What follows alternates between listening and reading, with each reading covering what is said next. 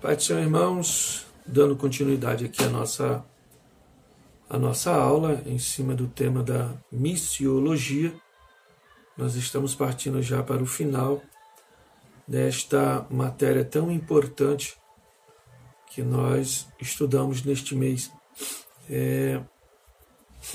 De tantas informações que nós obtivemos através dessa apostila. Só relembrando, na nossa primeira aula falamos sobre missiologia, perspectiva teológica da missão.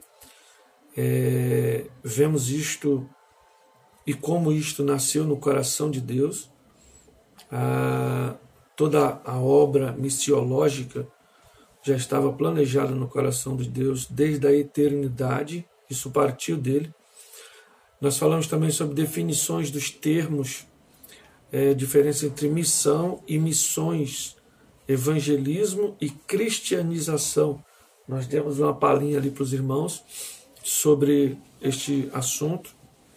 Falamos um pouco também, no decorrer da semana passada, sobre o Deus das missões, uma visão missionária da Trindade, qual foi o papel do Pai, qual foi o papel do Filho e do Espírito Santo nesta obra tão importante que Deus realizou através dele próprio, do Filho e do Espírito Santo, e hoje, através das nossas vidas.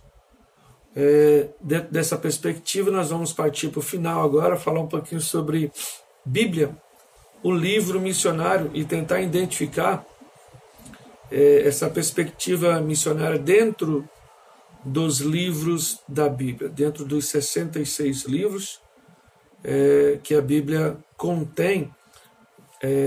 Vamos procurar nessa aula ver e identificar qual foi a ação missionária que Deus teve em cada um desses livros, irmãos. A missão, irmãos, é um trabalho que jamais deve ser esquecido. Nós temos este trabalho árduo para ser realizado dentro da igreja, através das pessoas. É bom que se diga também que isso não é só em cima da pessoa do pastor da igreja, né?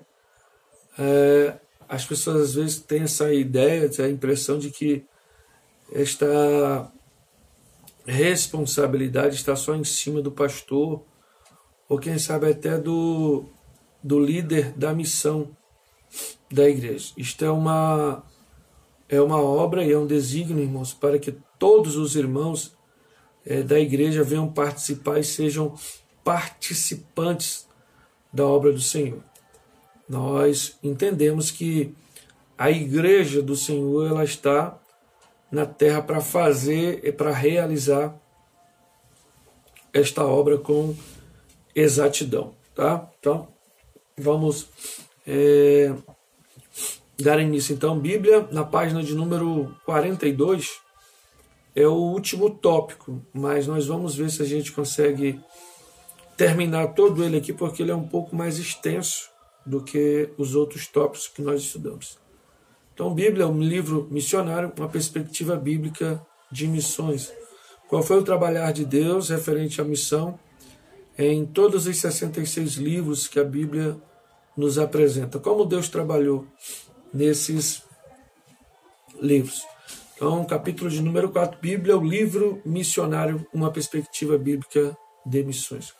Quando nós falamos da Bíblia, irmão, é bom a gente compreender, a Bíblia, ou o termo Bíblia, tem origem no grego biblos, que quer dizer coletânea de livros, né? É uma biblioteca de livros. Esse termo somente foi usado pelos cristãos, irmão, mais ou menos no ano 200 depois de Cristo. 1.500 anos de escrita, mais ou menos.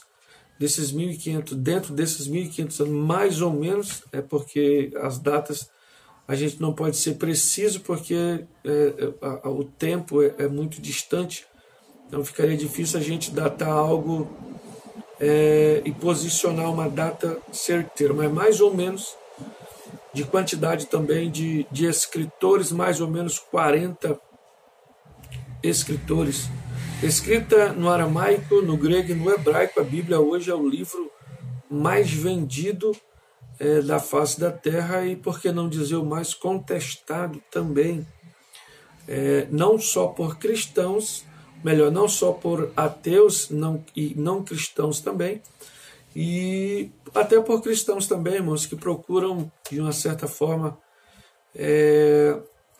achar brechas na palavra de Deus para que venha colocar em prática os desejos do seu coração, ou as concupiscências, né, as vontades exageradas dos vossos corações. Então ela é dividida em duas partes, 39 no Velho, 27 no Novo, 1189 capítulos, 31.173 versículos, 703 mil palavras, irmãos, e mais de 3.600.000 letras. Se você quiser ler a Bíblia de uma vez, sem se levantar para ir ao banheiro, se levantar para se alimentar, sem dormir, você leva em média 50 horas para ler a Bíblia toda, né? Toda essa quantidade que nós acabamos de dizer aqui. Esta é a Bíblia. Como já temos visto, a natureza das missões não pertence ao homem. Isso a gente viu lá na primeira aula, que a ideia de missão pertence a Deus, mas exclusivamente a Deus. Por esta razão é que a Bíblia recebe o título de um livro missionário. Então, qual é a ideia do livro? Qual é a ideia da Bíblia? Senão escritos de resgate ao homem que se perdeu, ao homem que se aprofundou, ao homem que se lameou todo no pecado.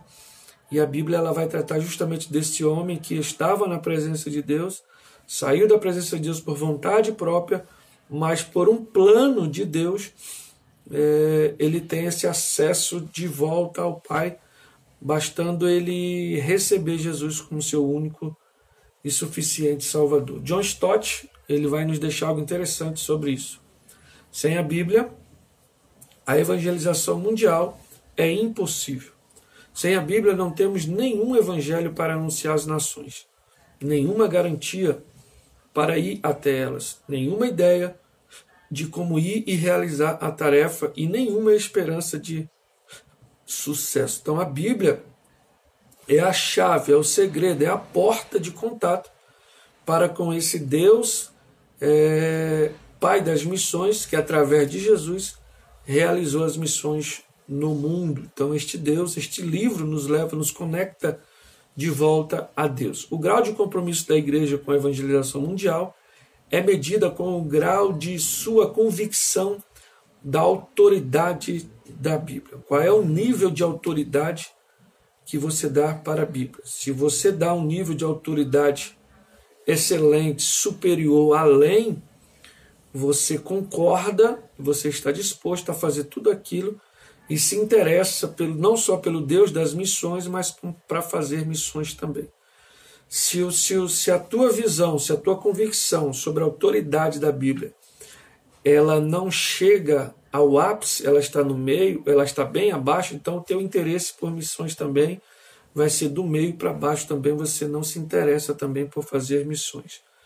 Porque quando nós compreendemos de fato a autoridade em si da Bíblia, do Deus da Bíblia, do Jesus da Bíblia, do Espírito Santo da Bíblia, nós compreendemos então qual é o nosso papel, qual é a nossa atitude diante das missões, diante da obra que o Senhor planejou para que realizássemos na terra em prol de ir atrás, de buscar, de resgatar pessoas através do Evangelho. Somente pelas Escrituras é que podemos ter acesso à forma com que Deus trabalhou e ainda trabalha para executar seu plano de resgate ao homem. É a Bíblia que nos dá embasamento para isso.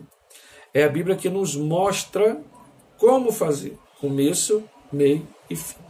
Além disso, de acordo com as palavras de Stott, a palavra de Deus é a fonte de autoridade para tudo o que a igreja se propõe a fazer, inclusive o exercício missionário, ou seja, ela depende inteira e exclusivamente da Bíblia para ser bem-sucedida em sua missão. A Bíblia é o nosso plano de saída. A Bíblia é a nossa estratégia que nós temos para usar dentro deste campo missionário.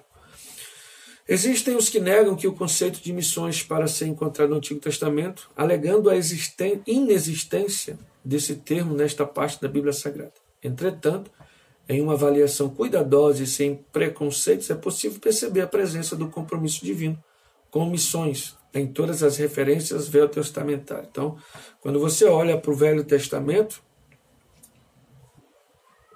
o comentarista está querendo dizer que você não vai achar essa ideia de evangelização mais explícita, essa ideia de missões mais explícita, mas um olhar mais cuidadoso, você vê já desde o início, quando o Senhor Jesus mesmo, lá em Gênesis 3:15, quando ele falou do proto-evangelho, de que haveria de vir um que pisaria na cabeça da serpente, o Senhor ali já estava dando ideia de missões de alguém que viria para resgatar outro alguém.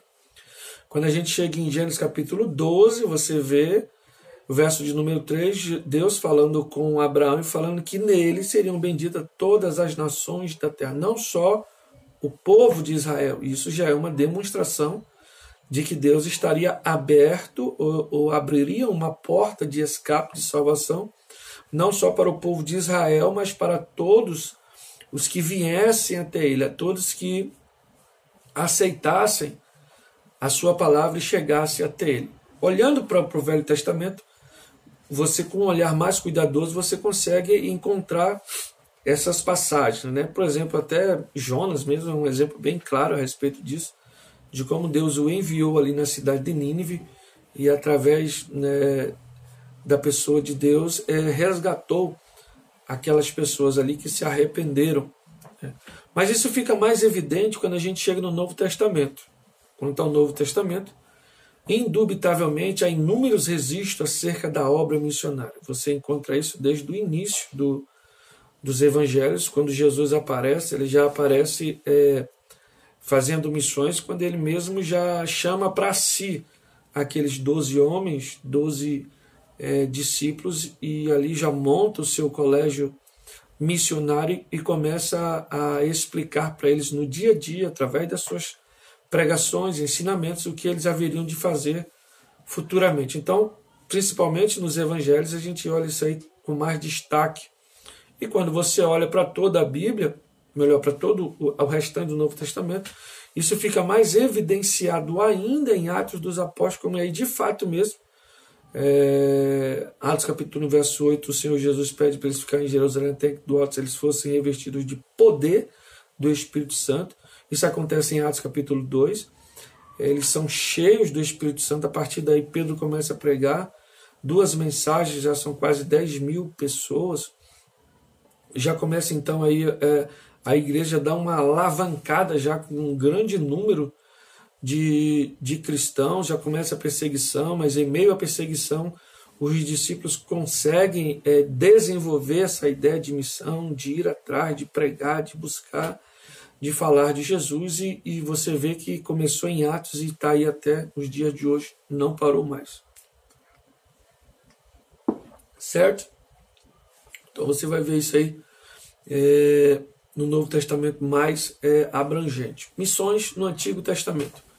Embora a Bíblia esteja dividida em 2 testamentos, o seu registro é de uma história só.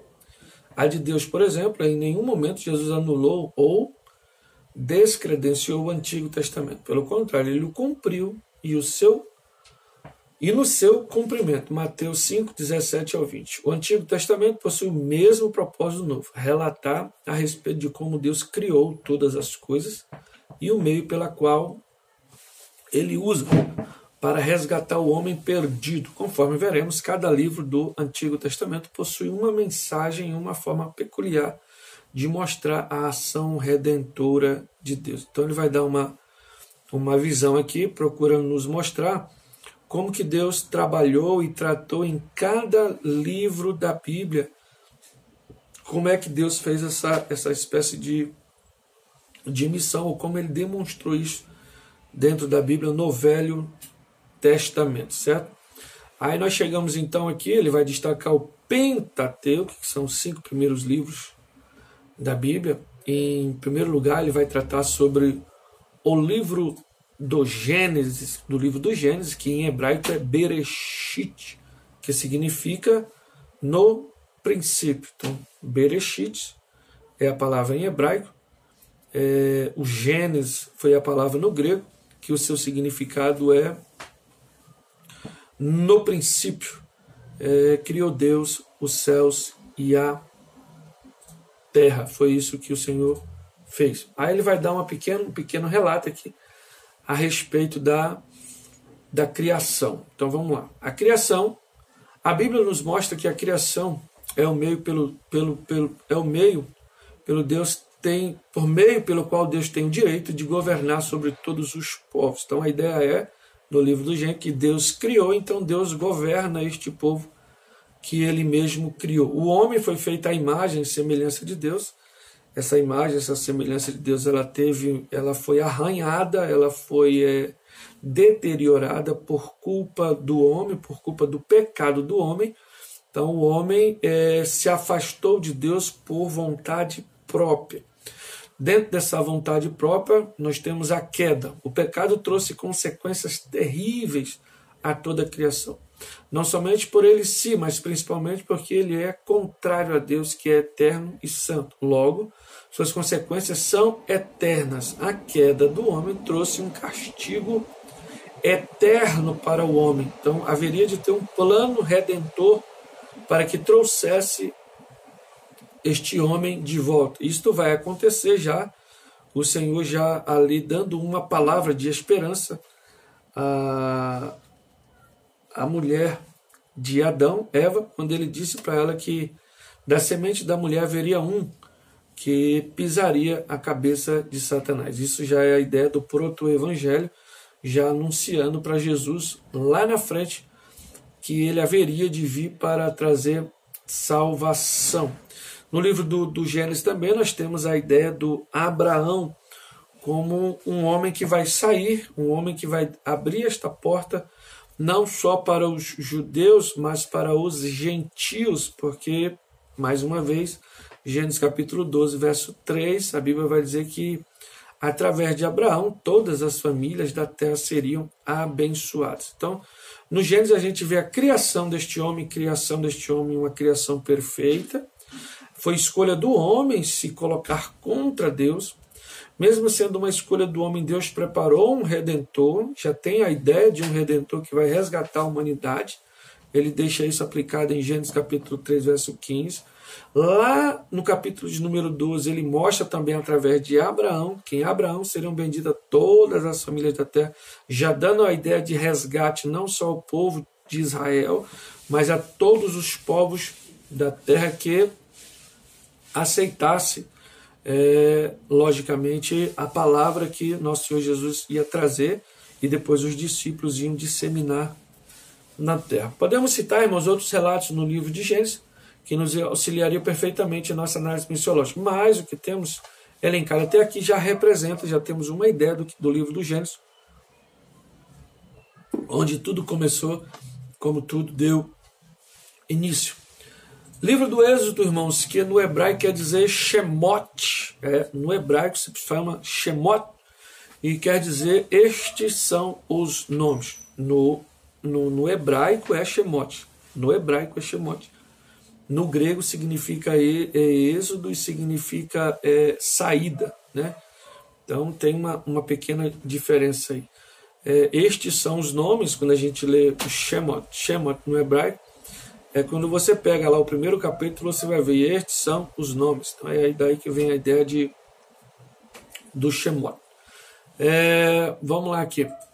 Então, o livro do Êxodo, ele fala sobre a libertação do povo de Israel, como Deus levantou Moisés para ir, e depois de 400 anos, Deus leva Moisés para o Egito para resgatar. Isso nada mais é do que uma alusão ao que o Senhor ia fazer futuramente com a pessoa de Jesus, vindo na terra, nos resgatando deste Egito chamado mundo. Esta é mais ou menos a ideia.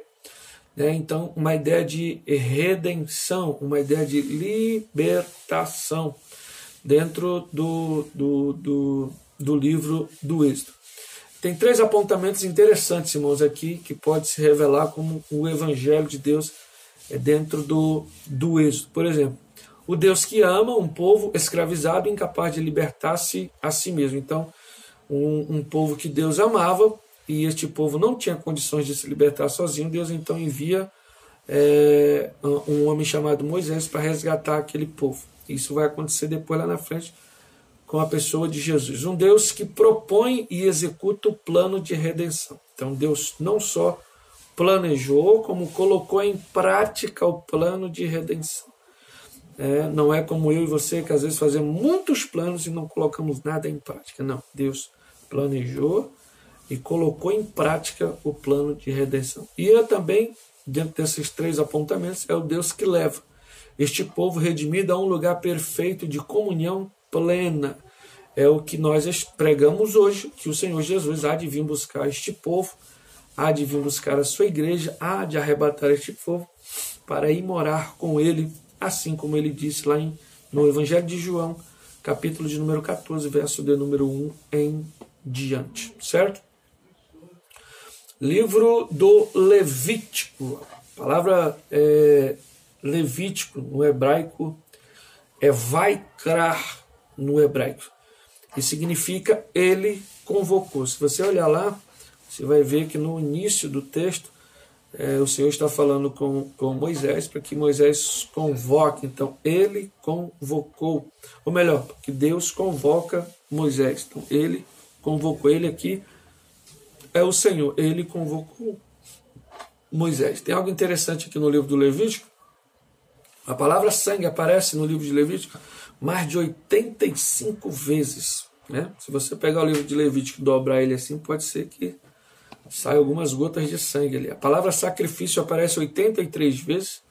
A palavra sacerdote aparece 70 vezes no livro do Levítico. A palavra santo mais de 80 vezes. A frase, falou mais o Senhor a Moisés, mais de 50 vezes. Segundo os historiadores, é o livro mais citado por Jesus no Novo Testamento, é o livro do Levítico. Qual é a ideia que a gente tem de missão dentro deste livro aqui? Como temos visto, Deus criou o homem na intenção de relacionar-se com ele, mas o pecado comprometeu isso, criando uma barreira entre as partes, além de outras terríveis consequências. Entretanto, Deus elaborou, apresentou e executou um plano de redenção, na intenção de que esse relacionamento pudesse ser restabelecido e pudesse habitar no meio dos homens novamente. Uma das maneiras que Deus estabeleceu para demonstrar seu interesse em caminhar com os homens foi por meio da construção do tabernáculo, e que no livro de Levítico as regras, limites a serem observadas são apresentadas, não com a intenção de restringir a relação, mas de criar meios para sua manutenção. Afinal, Deus é santo e não compactua com o pecado. Então, a ideia de missão do Novo Testamento é quando nós saímos, por exemplo, para fazer missões, nós apresentamos ao homem benefícios que ele vai ter ao aceitar Jesus. Então, por exemplo, tem pessoas lá fora que eles creem em Deus, acreditam em Deus, mas eles fazem tudo errado. Então, não basta crer, não basta acreditar. Há regras, há ordenanças, há observâncias que devem ser feitas para que este homem, para que esta mulher seja conduzido ao céu. Então, a ideia do Levítico, mostrando ali os sacrifícios, mostrando ali as ofertas, mostrando ali tudo o que o homem fazia quando ia se apresentar a Deus. Essa é a ideia hoje, né? Uma ideia de missão também hoje, quando nós saímos para apresentar este homem o que ele deve fazer de correto para assim se achegar a Deus e não ser rejeitado.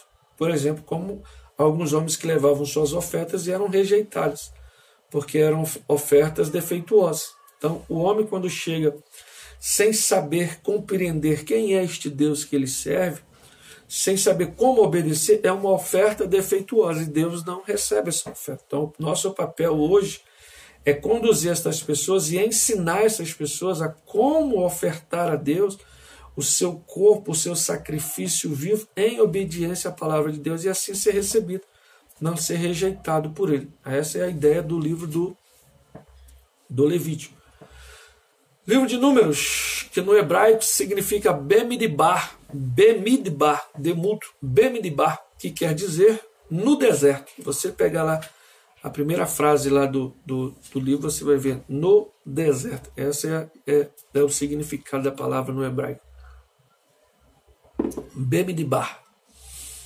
E no grego, números quer dizer contagem mesmo. Os 2 censos que foram feitos ali no livro de Números. Qual é a mensagem? Ali é uma mensagem de salvação. Há muitas passagens bíblicas que poderíamos citar como base para a nossa reflexão em torno do tema de missões. No entanto, escolhi 2, sendo que a primeira faria apenas um apontamento. Ele vai dizer aqui que a primeira. Há um relato histórico em Números em que Eldade e Bildade foram encontrados profetizando. Lá, Números capítulo 11, 26 a 29. Logo levaram informações a Moisés, que imediatamente disse, abre aspas, tomara que todo o povo do Senhor fosse profeta, que o Senhor lhe desse o seu espírito. Em total alinhamento ao propósito de Deus, Moisés deixa claro que todos que desejarem podem ser instrumentos de Deus para a proclamação de sua glória. Então, a ideia de Moisés ali dizer assim, olha, quem dera que não fosse só vocês que profetizassem, mas que todos que viessem a nós profetizassem. Para que esses homens venham a profetizar, eles têm que aceitar a Jesus, eles têm que andar em obediência a Deus, eles têm que ser cheios do Espírito Santo. Como é que nós vamos fazer isso, senão sairmos de nossas igrejas, dos nossos lugares e não pregarmos o Evangelho? Então, essa ideia, quando Moisés diz, quem dera todos fossem, isso é muito mais profundo do que parece. Quando ele diz quem dera que todos fossem, já é o ponto final da situação, porque para que eles cheguem a profetizar, há um discipulado, há um ganho, há um aprendizado muito grande antes, para que essas pessoas venham trabalhar desta forma como Moisés está estabelecendo aí, está dizendo aí.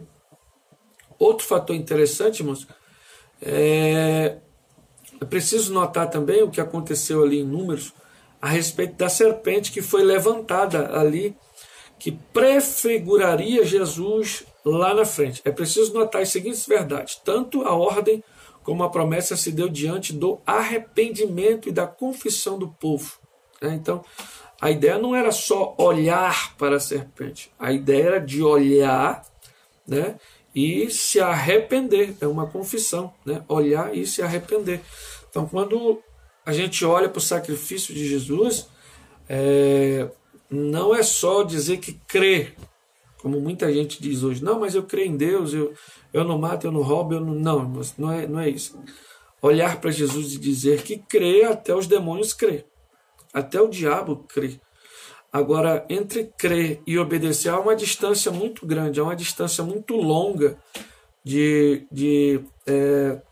se enquadrar no que verdadeiramente Deus quer para a nossa vida. Certo? Então a gente tem que diminuir essa distância. Não só de crer, mas como obedecer e colocar em prática tudo aquilo que eu creio. Então essa ideia de olhar para a serpente, isso vai acontecer lá na frente, prefigurando Jesus também. Deuteronômio, que no hebraico é Devarim, que quer dizer estas são as palavras. Se você procurar lá, você vai ver que na primeira frase lá do Deuteronômio vai estar escrito estas são as palavras. Então a ideia aqui, lembrar é viver. Note que vai ter uma lembrança dos discursos que Moisés fez, né, para o povo, né? Então eles receberam promessa desde o Gênesis, desde o Êxodo, desde o Levítico, desde o Número, receberam promessas para entrar na terra prometida. Isso está se aproximando cada vez mais. Então, antes de entrar nessa promessa, ele vai fazer com que eles se lembrem dos discursos de Moisés, de tudo que Moisés falou. Eu imagino, irmãos, e eu creio que nós estamos vivendo esse momento de Deuteronômio, esse momento de nós nos voltarmos para Deus e relembrar tudo aquilo que o Senhor falou conosco, tudo aquilo que o Senhor falou aos nossos corações, tudo aquilo que nós compreendemos, porque quando nós olhamos para a atual situação do mundo, irmão, tudo está se encaminhando para o fim e muito rapidamente. Então, é como se Deus estivesse dando um alerta, reavivando a nossa mente, reavivando o nosso ser, nosso espírito, para se voltarmos para Deus, porque o fim está próximo. Então, a ideia do Deuteronômio é que eles viessem lembrar, irmãos, de todo o discurso que Moisés fez antes de entrar na terra prometida. Deuteronômio pode auxiliar muito mais com uma análise missiológica. No entanto, consideremos o fato de que o discipulado, uma das ordens imperativas de Jesus, é parte fundamental da missão da igreja, que visa conscientizar o que Deus fez, trabalhar na constituição cristã no presente, preparando o cristão para o que se enfrentará à frente. Sendo assim, esta verdade sobre Deuteronômio demonstra seu caráter missiológico. Sim.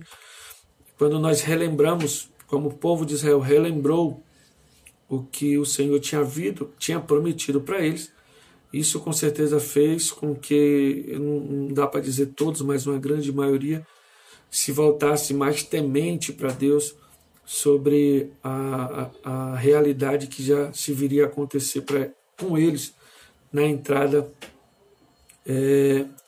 da terra prometida. Então passamos aí do Pentateuco, Gênesis, Êxodo, Levítico, Números e Deuteronômio, conhecido também como Pentateuco, Torá, livro que o profeta Moisés escreveu.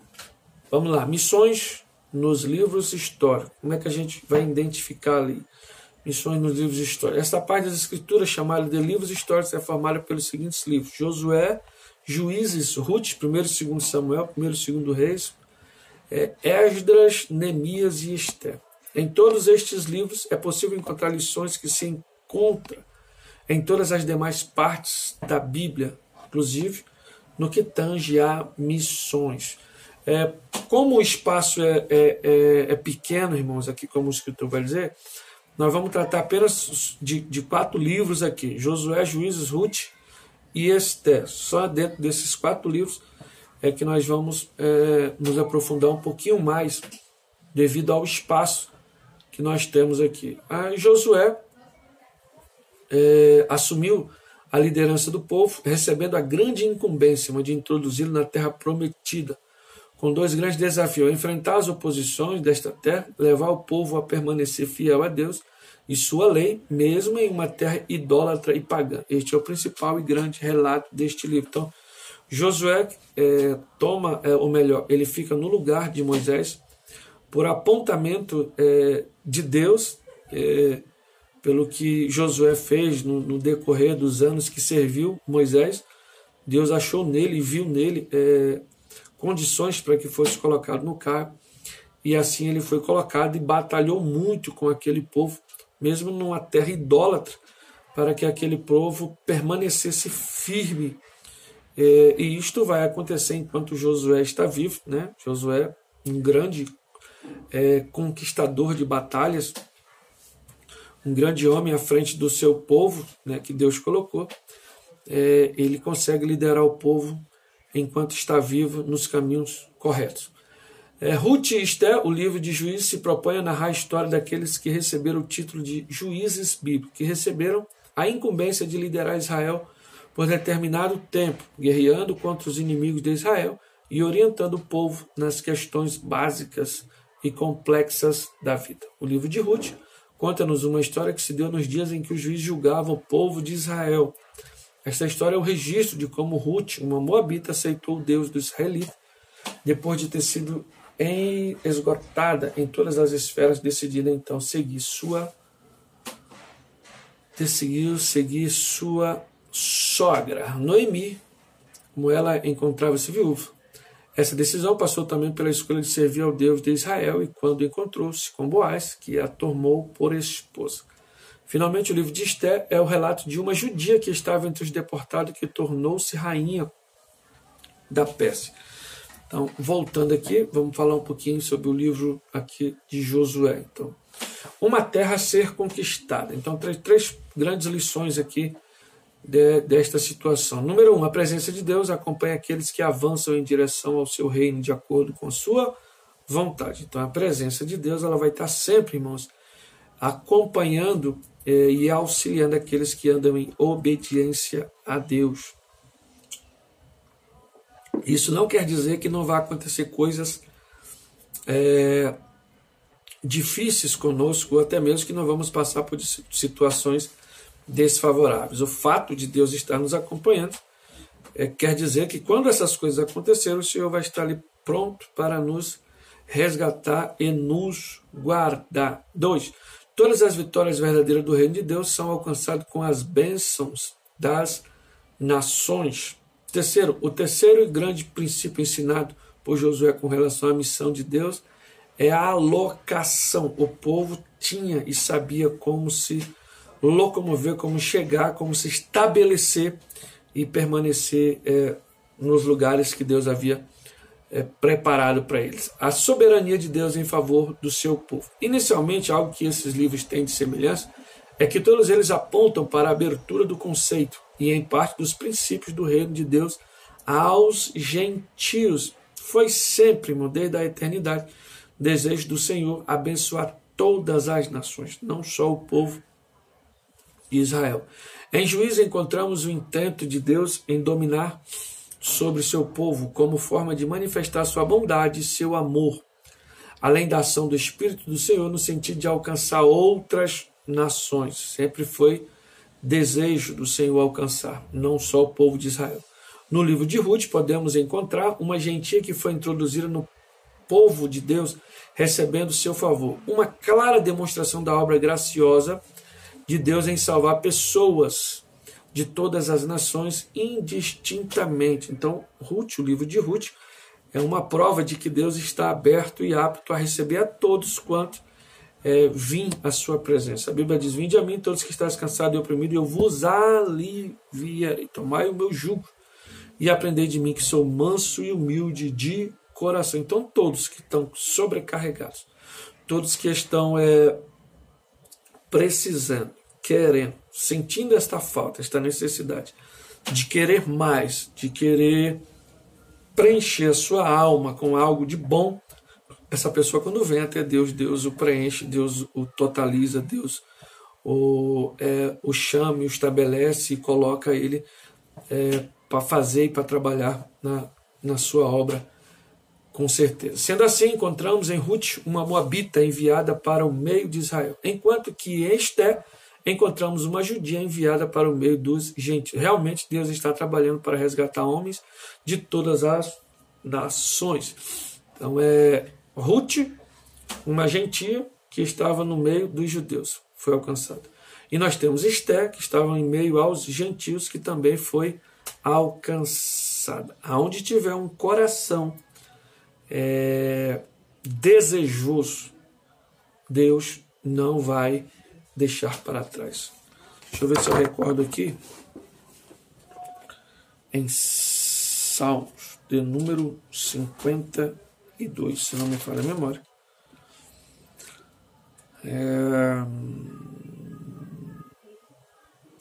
Salmo 51, verso 17. Salmo 51, verso 17. Os sacrifícios para Deus são um espírito quebrantado. A um coração quebrantado e contrito não desprezará, ó Deus. Então, todo aquele que se volta para Deus, um coração quebrantado e contrito, o Senhor com certeza não vai deixá-lo para trás, o Senhor não vai desprezar este coração. Missões nos livros poéticos. Como é que nós encontramos essas missões nos livros poéticos? Composto de 5 livros: Jó, Salmos, Provérbios, Eclesiastes, Cântico dos Cânticos, os chamados livros poéticos, irmãos. Neles também nós podemos alcançar a mensagem da evangelização, a mensagem da missão dentro desses livros também. Não há dúvida da beleza literária, irmãos, e da importância dos ensinos destes livros bíblicos. Mas teriam eles alguma contribuição aos aspectos da missão de Deus em salvar a humanidade? E qual seria esta contribuição? Qual é a lição que nós podemos tirar dali desses livros poéticos que nos demonstram uma ação de Deus na forma de missão para resgatar ou ou dar exemplos de resgate a algumas pessoas. É o que nós vamos ver aqui no livro de Jó. Muito além do que pensamos, irmão. Alguém pode questionar a contribuição que o livro de Jó pode dar quanto à nossa análise missiológica, né? Mas, afinal, qual seria essa contribuição? Qual é a contribuição? A história de Jó se deu antes mesmo de Moisés e, para alguns estudiosos, antes mesmo de Abraão. Isso é um ponto interessante para você que não sabia. Os escritos de Jó é antes mesmo de Moisés e, para outros, até mesmo antes de Abraão. Outros têm Jó e Abraão ali vivendo na mesma época e no mesmo momento. Mas, para quem não sabe, o livro de Jó é o primeiro livro, é considerado pelos estudiosos, o primeiro livro a ser escrito foi o livro de Jó. Demonstrando que a ação de Deus não está limitada nem a uma determinada pessoa e nem mesmo a um único povo. Antes de Israel, Deus já estava se revelando aos homens. Dentro dessa ideia de se revelar aos homens, queria passar uma dica aqui para os irmãos, se você puder comprar o livro O Fator Melquisedeque. O Fator Melquisedeque acho que Rei Donovan, parece, se eu não me engano é o nome do autor. Vai, procure lá pelo tema Fator Melquisedeque, você vai ver. São várias ações que ele conta naquele livro ali, o escritor, de como povos, nações, tribos conheceram a Deus sem que ninguém tivesse ainda pregado a Deus para eles. Como eles chegaram à conclusão de que havia um Criador, de que havia um Salvador, como eles chegaram a isso. É interessantíssimo este livro, se você tiver condições, não é caro, eu acredito que uns R$30, entre 30 e 50, mas acho que não chega a 50 não. O Fator Melquisedeque, como Deus se revelou a todos os povos, a todas as nações. Isso é bíblico, irmão, porque quando a gente chega lá em, acho que é Romanos,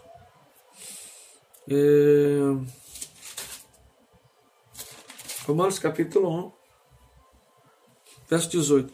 Porque do céu se manifesta a ira de Deus sobre toda a impiedade e injustiça dos homens que detêm a verdade e injustiça. Porquanto o que Deus se pode conhecer, nele se manifesta, porque Deus se lhe manifestou.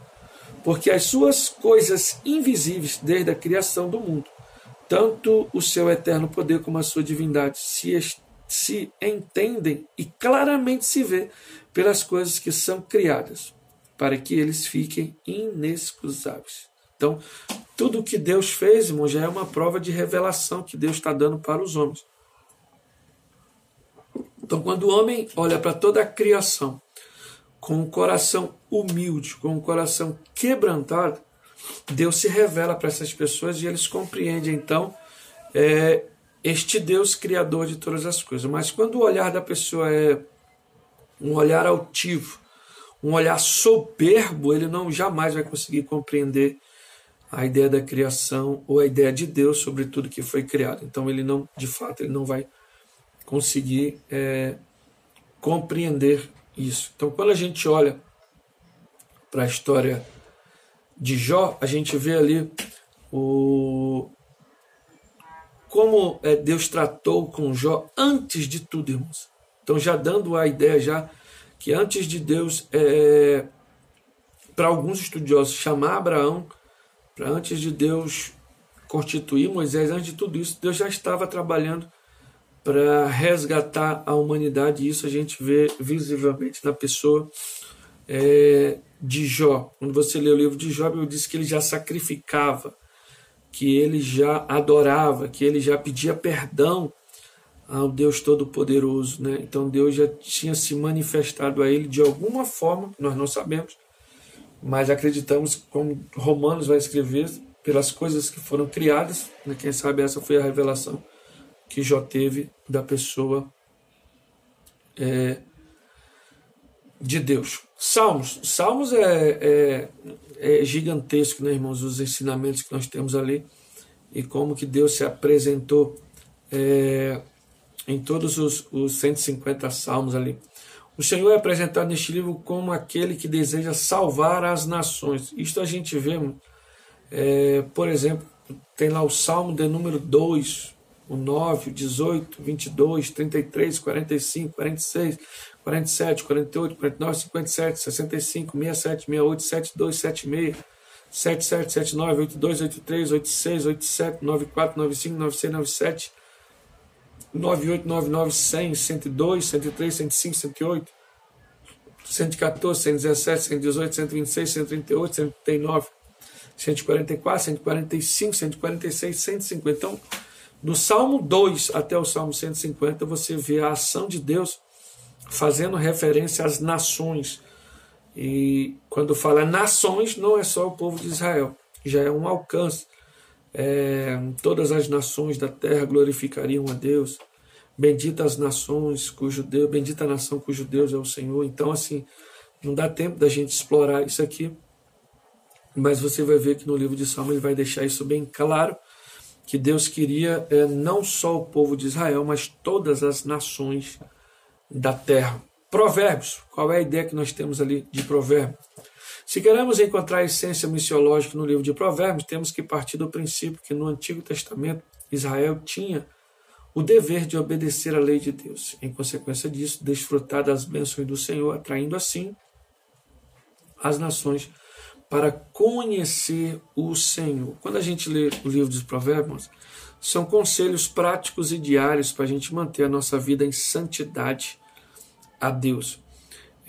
Quando a gente lê ali o livro dos Provérbios, a gente consegue ver a ação de Deus ali na obra missionária, porque ele vai tratar de todas as situações do dia a dia, né? Ele fala não só de situações introspectivas, do homem interior, do seu intelecto, da sua mente, do seu espírito, mas como ele fala também das ações, e como essas ações do homem conduzem o homem para pecar e para ficar contra Deus.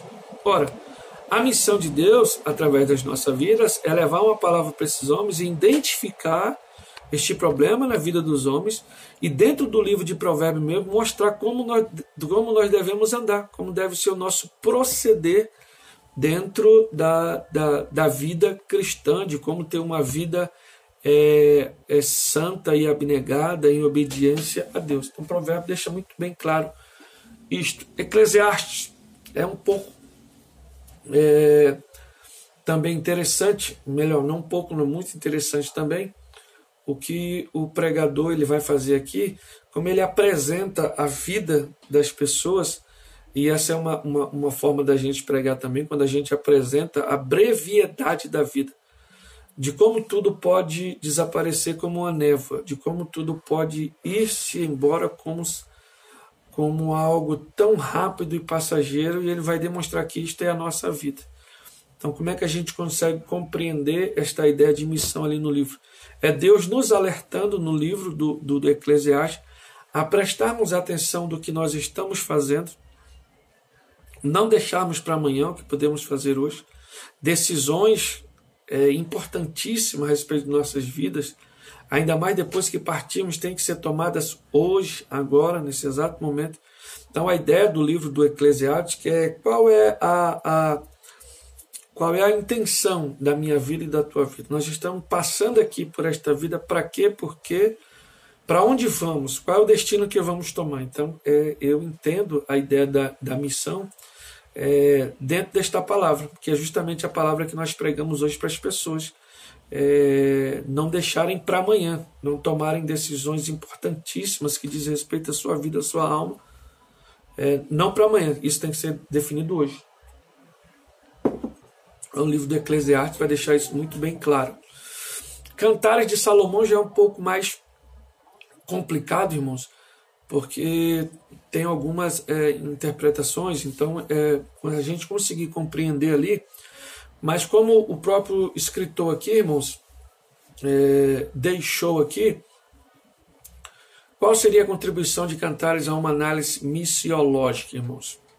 É preciso um destaque especial ao cuidado que se impõe aqui, pois estamos num delicadíssimo campo da interpretação bíblica, principalmente no uso do recurso da tipologia, para que não cometemos erros recorrentes e graves. A principal mensagem de contribuição de Cantares, no que diz respeito ao propósito da Bíblia, irmãos, é a demonstração do imensurável amor de Deus pelo seu povo. Com isso, a mensagem central espiritual desse livro é a revelação do inexplicável e inesgotável amor de Deus pela humanidade. Sendo assim, podemos concluir que a grande contribuição missionária que Cantares nos dá é o fato da manifestação do amor divino. Então, para que a gente não entre em muitas interpretações que o livro de Cantares dá, a ideia que nós temos aqui de missão é o amor de Deus incondicional para com o homem.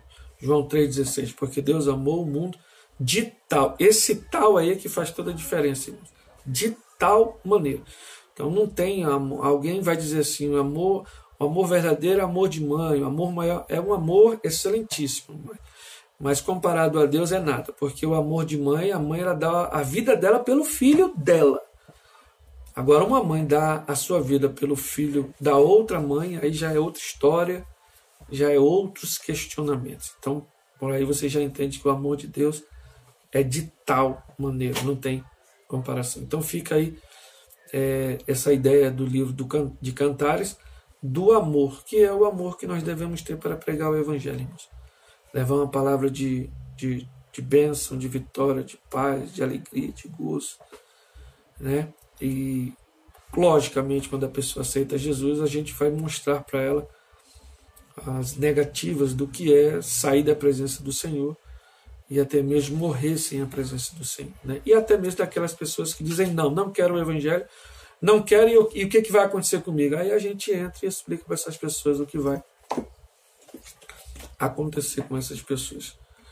Aí sim nós apresentamos o inferno, né? Porque tem muita gente que na hora de pregar apresenta primeiro o inferno. Então meio que a pessoa vai mais para a igreja, aceita mais Jesus, não por aquela palavra ser uma palavra de confronto, mas por medo. Eu vou para a igreja, eu vou para você crer porque eu tenho medo de ir para o inferno. Então, aí não tem como, né, ser desse jeito. Missões dos livros proféticos, irmãos. Este grupo de livros bíblicos se encontra dividido em duas partes: profetas maiores e profetas menores. Profetas maiores são Isaías, Jeremias, Lamentações de Jeremias, Ezequiel e Daniel.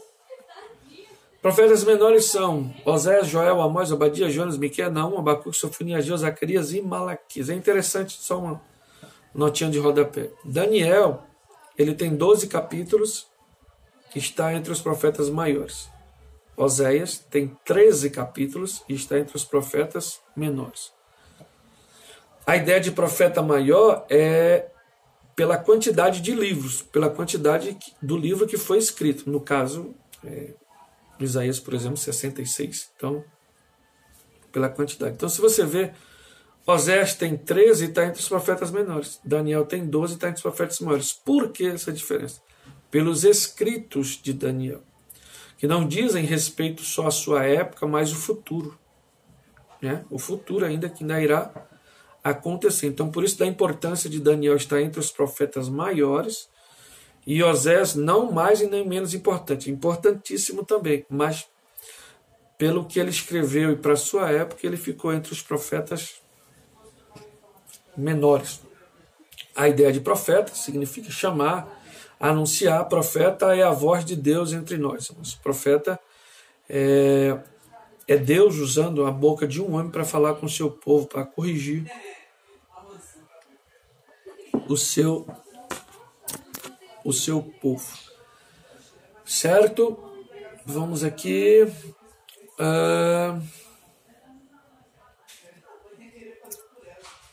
Livros proféticos. Isaías. Livro. Vou parar por aqui o vídeo. Na sequência a gente vai fazer um segundo vídeo, o número 2. Aí a gente dá sequência aqui porque eu não quero passar ali de 1 hora. Tá bom? Deus abençoe. Já eu volto com o vídeo número 2.